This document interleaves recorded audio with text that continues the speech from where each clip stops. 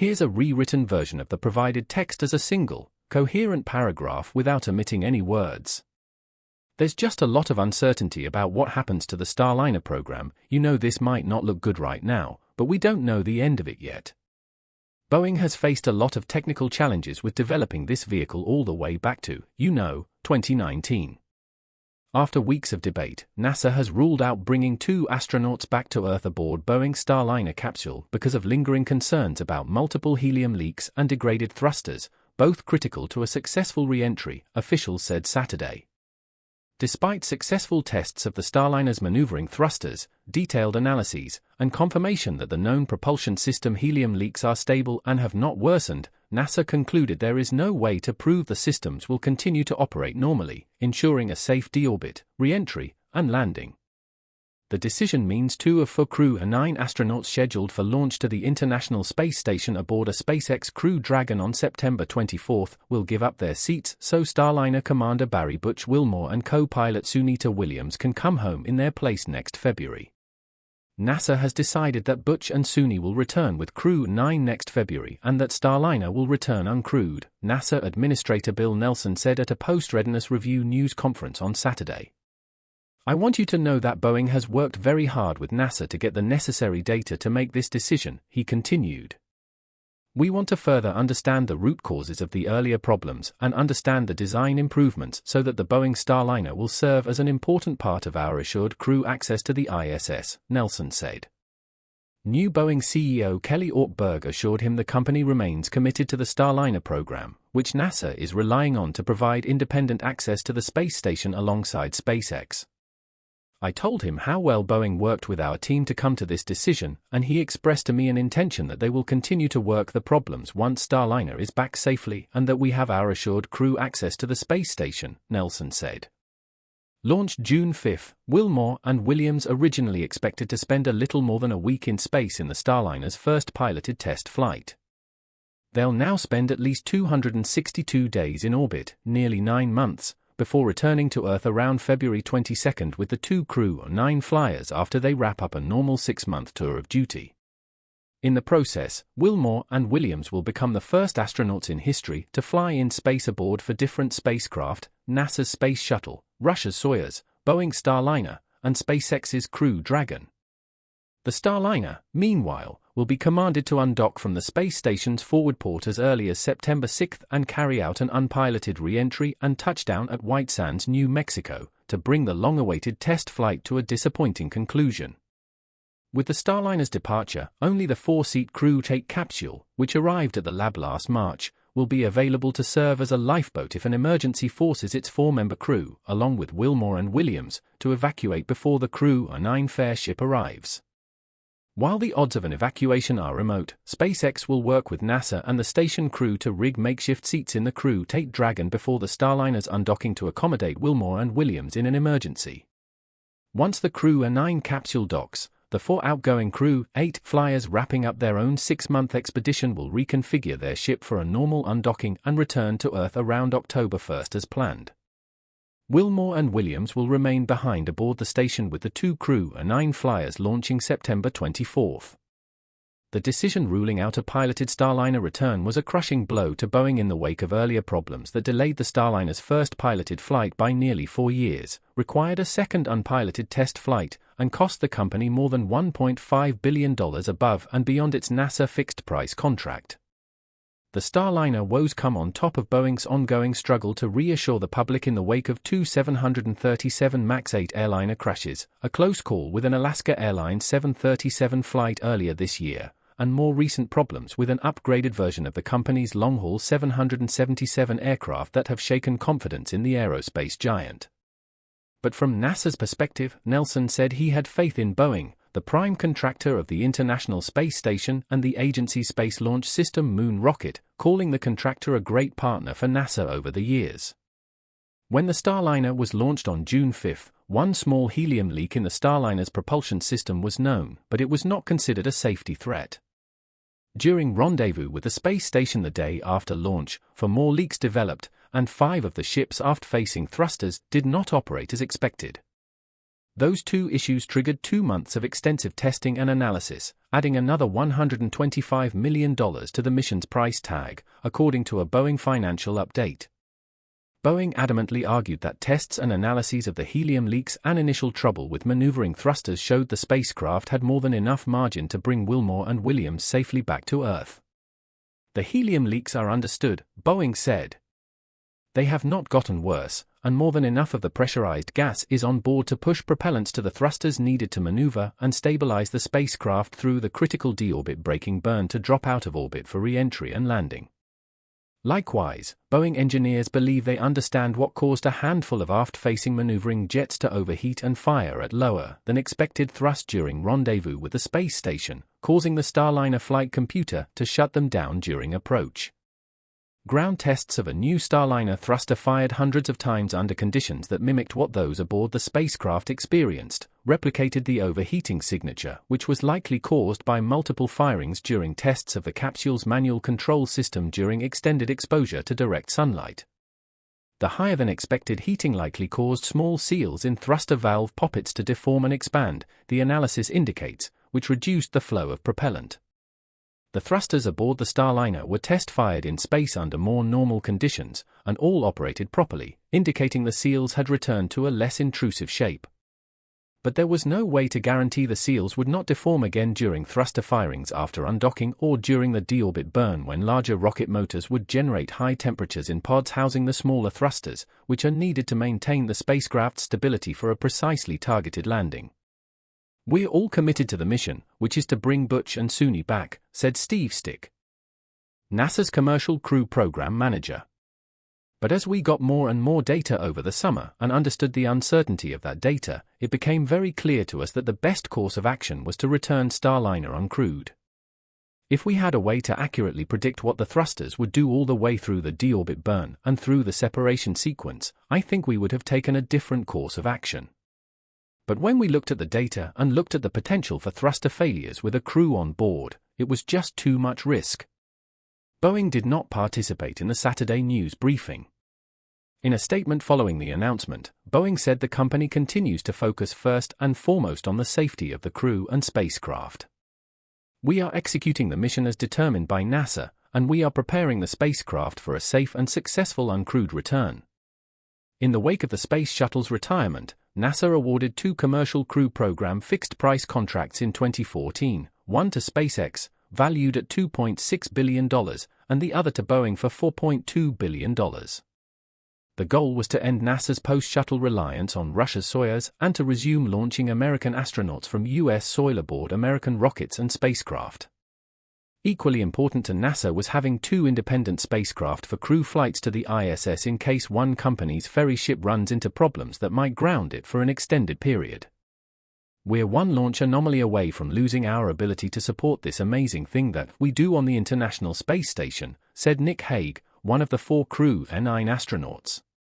"We're trying to develop Starliner to be that redundant system. A recent Falcon 9 upper stage failure underscores why we need redundancy more than anything I can think of." The original target date for initial piloted commercial crew flights was 2017. Funding shortfalls in Congress and technical snags delayed development, including an explosion during a ground test that destroyed a SpaceX Crew Dragon, but the California rocket builder still managed to kick off piloted flights in May 2020, successfully launching 2 NASA astronauts on a Crew Dragon test. Here's the text rewritten into paragraphs. Since then, SpaceX has launched 8 operational crew rotation flights to the space station, 3 research missions funded by Houston-based Axiom Space, and a purely commercial 2-woman trip to low Earth orbit paid for by billionaire pilot and businessman Jared Isaacman. Isaacman and 3 different crewmates are scheduled to blast off on Tuesday on another commercial SpaceX flight, Polaris Dawn, to set a new Earth orbit altitude record and carry out the first commercial spacewalks. As we approach that flight, a total of 50 people have flown to orbit on 13 Crew Dragon flights. Boeing has now launched 2 astronauts, Wilmore and Williams, but it's not yet known when the ship will be ready to fly again or if another test flight will be ordered. During an initial unpiloted test flight in December 2019, unexpected software and communication glitches prevented a planned rendezvous with the space station. Boeing corrected those problems and opted to carry out a second uncrewed test flight at its own expense. However, during the second countdown, engineers encountered problems with stuck propulsion system valves in the Starliner service module. They eventually traced the issue to moisture intrusion and corrosion, causing another lengthy delay. The second Starliner test flight in May 2022 was a success, docking at the space station as planned and returning to Earth with a pinpoint landing. However, following the flight, engineers discovered new problems, including possible trouble with parachute harness connectors and concerns about protective tape wrapped around wiring that could catch fire in a short circuit. Efforts to correct these issues pushed the first crewed flight to this year. When all was said and done, Boeing spent more than $1.5 billion of its own money to pay for the additional test flight and corrective actions. Now, let's talk about the SpaceX and Boeing collaboration. Both companies received multi-billion-dollar contracts from NASA's Commercial Crew Program back in 2014 to provide astronaut ferrying services. SpaceX launched its version of the crew flight test, known as Demo 2, in May 2020 and is currently in the middle of its 8th operational long-duration crewed mission for the agency. The road for Starliner has been much bumpier. The capsule failed to meet up with the ISS on its first uncrewed test flight in December 2019. Further issues with the capsule's parachute system and wiring, much of which was wrapped in flammable tape, caused additional delays. It's easy to frame the SpaceX-Boeing situation as a race, one that Musk's company is winning handily. However, NASA doesn't see things that way, according to agency chief Bill Nelson. When we expand our fleet of spacecraft, what we're doing is expanding our reach to the stars, Nelson said in a post-launch news conference. So this is a special moment, it's another one of those great markers in history. Boeing representatives also downplayed the competition angle, sending positive vibes towards SpaceX. "We don't see it as a competition," said Mark Nappy, Vice President and Program Manager of Boeing's Commercial Crew Program.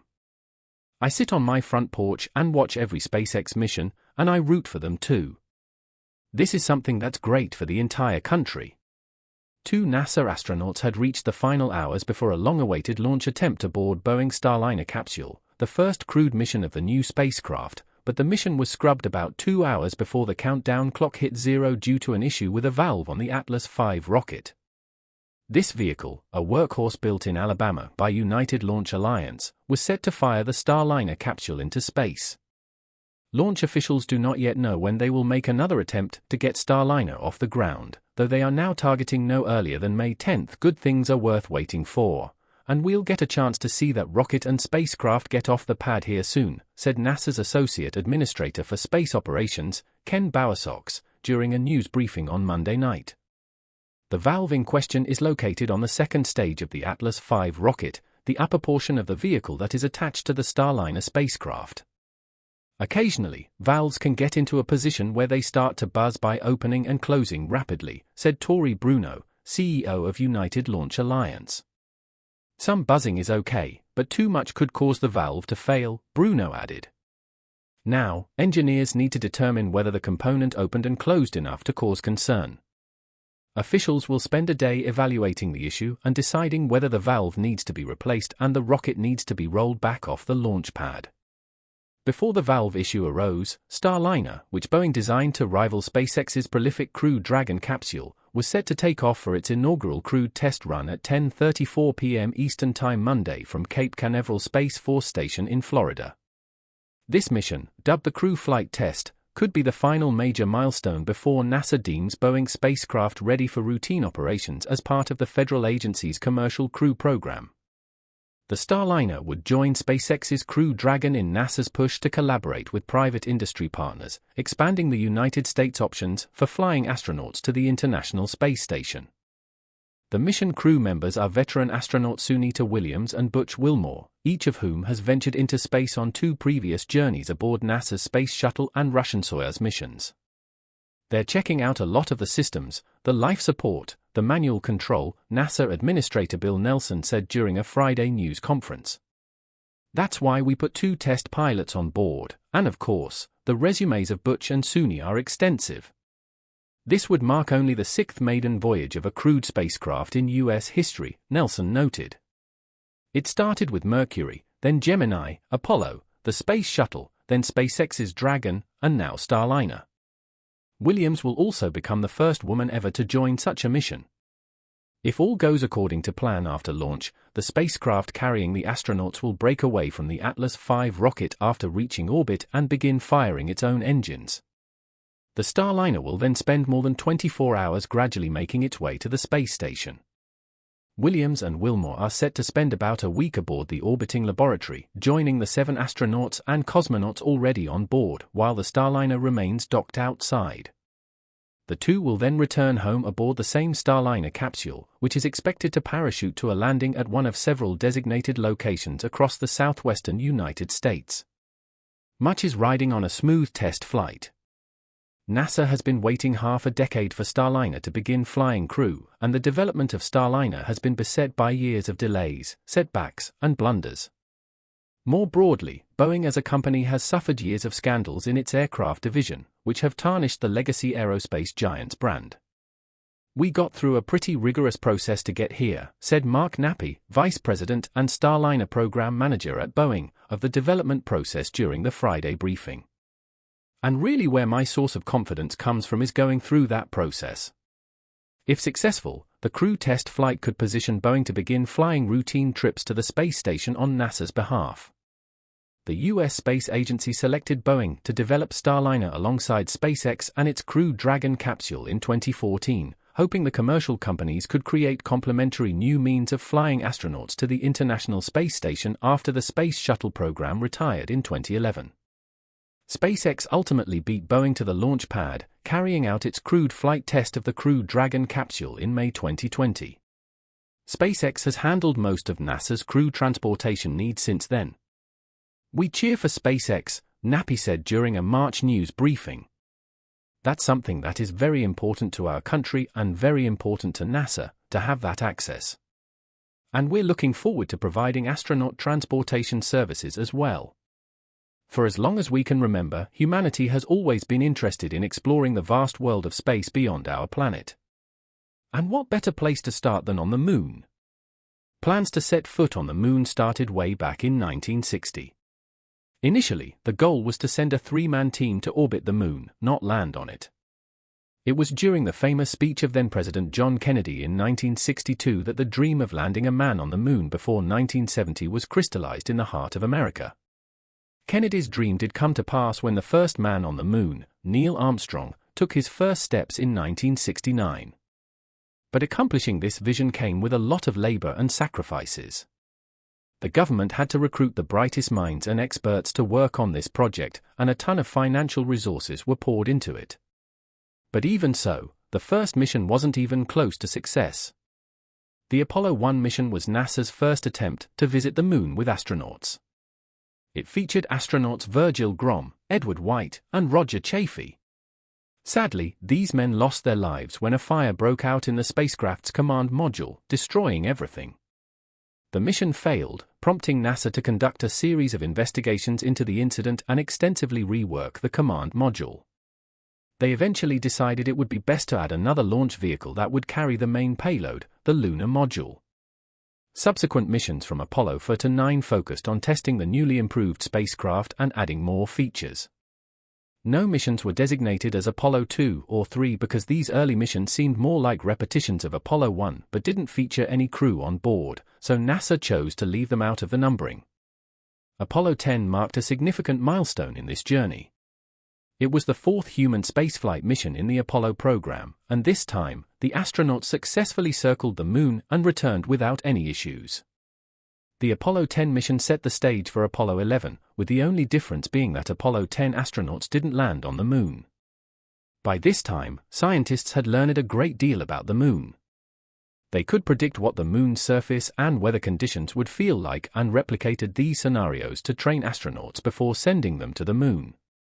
Although telescopes, space probes, and satellites had already provided a wealth of knowledge about the Moon, nothing compared to actually landing on it and retrieving samples.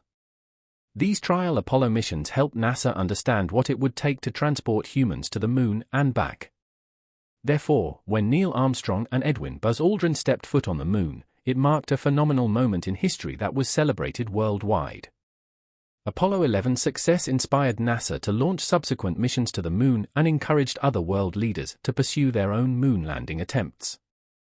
The photos and videos of astronauts from these Apollo missions have gone viral and never seem to lose their appeal. However, since the first moon landing, unexplained phenomena and conspiracy theories have emerged, often fueled by leaked information from whistleblowers. One of the more prominent conspiracy theories is that the moon landing was staged and never actually happened. Although this claim might seem obscure, proponents argue there is evidence to support it. One point they make is that in most NASA clips featuring astronauts on the moon, there are no stars visible in the sky. Since stars are inseparable from outer space and are visible in nearly all NASA space probe and telescope images, the absence of stars in Apollo mission photos and videos is curious. If stars can be seen from Earth, shouldn't they be even more visible from the Moon? NASA has countered this claim with a reasonable explanation: stars appear absent from the lunar images due to the lighting conditions and the types of cameras used back then. Additionally, the light from the sun made the stars appear less bright and, therefore, invisible. Another argument presented by conspiracy theorists is the lack of a blast crater on the Moon, which would indicate where the Apollo craft landed. NASA has debunked this by explaining that the layer of dust covering the Moon's surface absorbed the impact of the descending craft, resulting in no visible crater. Over 50 years have passed since Armstrong and Aldrin first set foot on the Moon, but their footprints are still visible on the lunar surface. Other evidence left behind at the moon landing site has been confirmed, further supporting Elon Musk's assertion that the United States did indeed land on the Moon and that conspiracy theorists are mistaken. Following Apollo 11, 6 more Apollo missions were conducted, with Apollo 17 being the official final mission. Nevertheless, some believe that this was not the last mission. There are rumors suggesting that NASA continued sending people on classified Apollo missions, up to Apollo 20. Some of these rumors even claim that the agency may have encountered alien life on the Moon. While NASA has denied these allegations, such rumors fuel the moon landing hoax theories.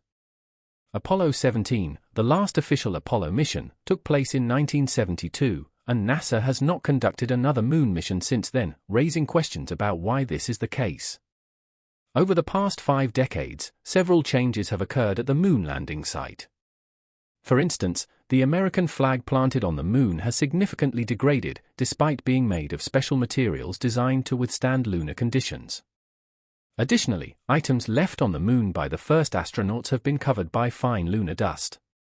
On September 14, 1959, the Soviet Union successfully landed a human-made craft on the Moon, making them the first to achieve this feat. This likely spurred the United States to invest all its resources in the Apollo missions, ultimately winning the race by being the first country to land a manned spacecraft and walk on the Moon.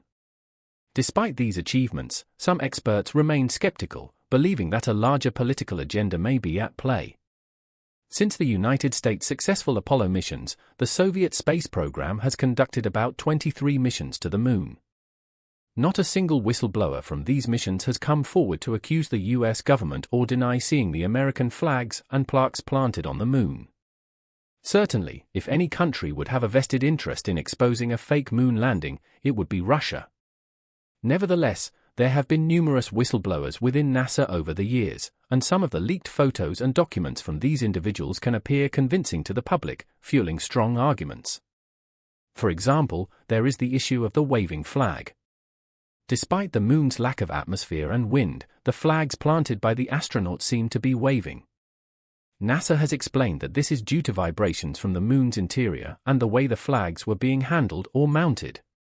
One of the strongest arguments used by conspiracy theorists to support the moon landing hoax theory involves the shadows of the astronauts and how they move. The shadows in the lunar images released by NASA do not lie parallel to each other or point in the same direction. Given that sunlight was the primary source of illumination, these shadows should point in a single direction.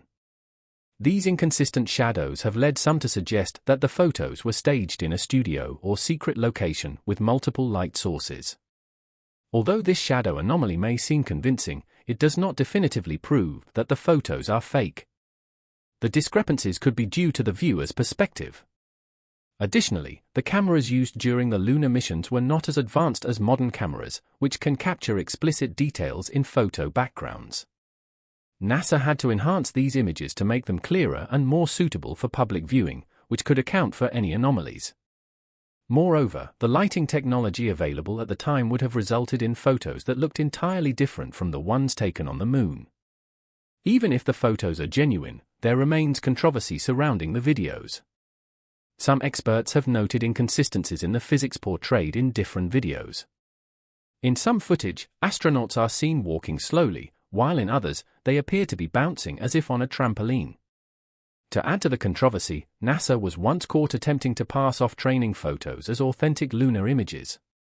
Before Armstrong and Aldrin's historic moonwalk, NASA trained them to use scientific equipment and cameras, conducting trial sessions and simulations in moon-like environments. In 2006, it emerged that NASA had lost some of the original recordings of the first moon landing. Some whistleblowers alleged that NASA tried to replace these lost recordings with training clips. Video experts with keen observational skills could even identify discrepancies between different video releases. This one misstep by NASA fueled the belief in the artificial moon theory, which suggests that the moon is an artificial structure. Some extreme versions of this theory even posit that the moon was placed by an alien race to monitor humanity. However, this theory does not hold up well because astronauts have collected a wealth of data and samples that reveal the moon's composition, age, and formation process. The prevalence of conspiracy theory surrounding NASA's moon landing is largely attributed to the book We Never Went to the Moon published in 1976 by Bill Kaysing. Due to its controversial subject matter, the book became an instant hit, and many of the conspiracy theories discussed today were first introduced in its pages.